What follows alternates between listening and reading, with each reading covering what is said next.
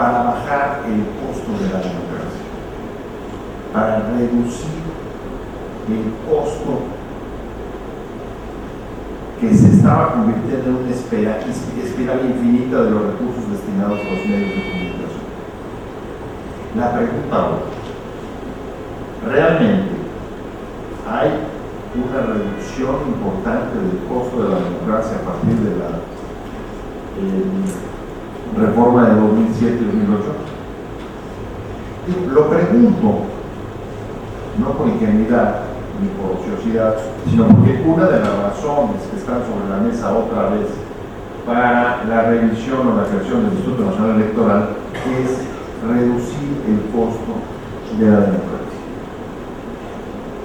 Y esta vez creo que los ciudadanos debemos de preguntarnos, antes de que se legisle, en cuánto se reduciría el costo. Por ejemplo, ayer creo que a José les daba el dato, ¿no? Algo así como el costo de todos los 32 consejos locales son como 12,000 millones de pesos al año, si no recuerdo.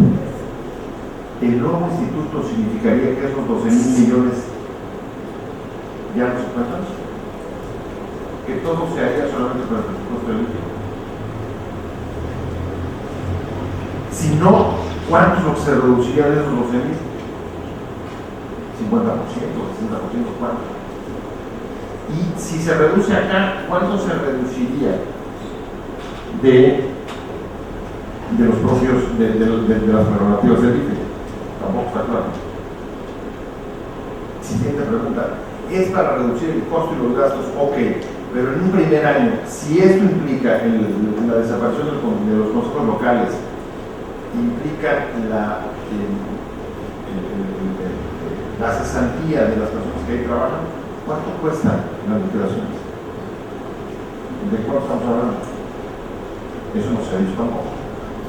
Ahora, si no hay, si va a haber fusiones, entonces van a crecer los aparatos locales con la integración del IFE, de los trabajadores del IFE, de las vocalías del IFE, de los consejos locales. No lo sé, la verdad es que no creo que ninguno lo sepamos porque no son de los temas que se hayan tocado, pero sí son fundamentales. Una vez, habida cuenta que la última vez que hablamos de ese tema, pues nos quedamos un poco en el aire porque cuánto se redujo del gasto electoral, cuánto lo que permitió ya en un balance la reforma de 2007 y 2008, la verdad es que entiendo que es bastante relativo. Y el otro tema que tampoco se toca en la construcción de esta nueva autoridad nacional es uno que tiene que ver, es un buen ejemplo, un buen símbolo de la disparidad o de la distancia que hay entre las agendas de prioridades ciudadanas, lo que la gente dice, pide, critica y denuncia, respecto a lo que la clase política está dispuesta a no tocar. Y es particularmente la forma de integración de los consejos generales y el viejo problema de una ciudadanización que acabó en muchos casos convirtiéndose en una simulación. Creo que el José hablaba ya de embajadores, ¿no? Embajadores de los partidos en los consejos. Eso un poco eso. En muchos casos, figuras que derivan de una falta de contrapesos a la hora de integrar los consejos. Y sabemos que esos son de los temas que a la ciudadanía le preocupa, pero que no han sido subidos a la agenda de discusión ni en la reforma de 2007, y ojalá que si esta se produce, no sea de los temas que se quieren olvidar.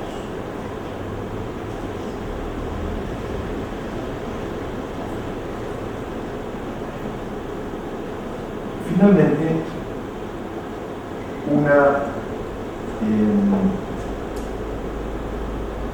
un apunte y a la vez una sugerencia. Quizá una de las mayores críticas que ha tenido el Pacto por México es que se trata de una instancia positiva porque promueve acuerdos, pero en la que han estado sobre todo participando, han estado integrados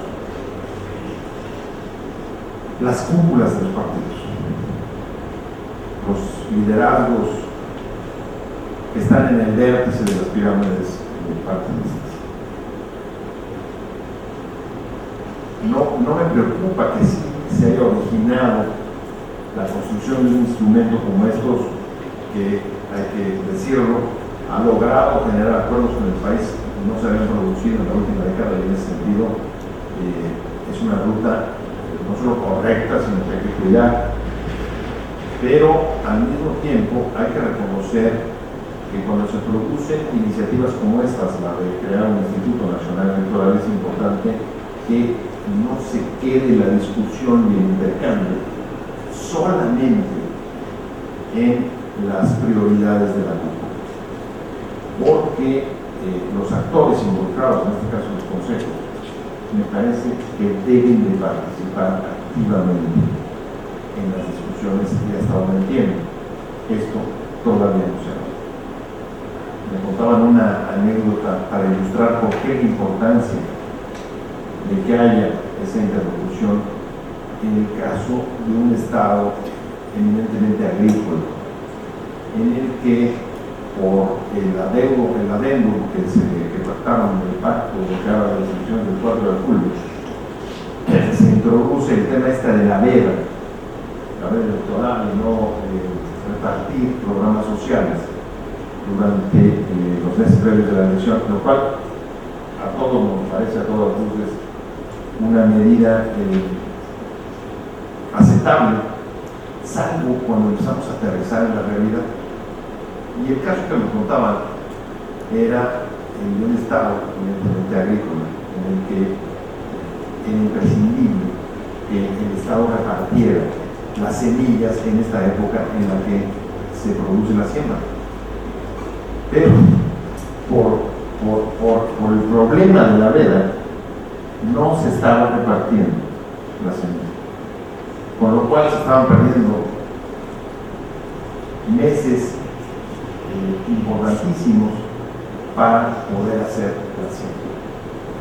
Cuando uno planea desde el centro qué hacer y cómo hacer, por ejemplo, con medidas generales como si hay denuncias de fraude, paren el reparto de los programas sociales, nadie en el DF se queja, porque les parece que es correcto y sobre todo porque desconocen asuntos, digamos, del contexto cultural, político y social, en este caso económico, de los estados, que si no hay una comunicación y una coordinación y una participación activa, no solamente en la elaboración de la ley, sino en el funcionamiento de las instituciones, como en este caso electorales, lo que se produce son aberraciones como estas. Que no se haga la excepción de que si se trata de repartir granos, aunque haya veda electoral, se haga porque la gente tiene que comer y la economía tiene que funcionar. De ahí la importancia y la relevancia que en una transformación legal como la creación de una ley única en materia electoral, así como del instituto, no estén ausente la participación, los puntos de vista de los legisladores y los consejos locales, porque si no se generan leyes que no corresponden en muchos casos a los contextos culturales de los estados, que son diferentes entre unos y otros, y que finalmente, y con esto cierro mi participación, si les parece, para abrir periodo de preguntas,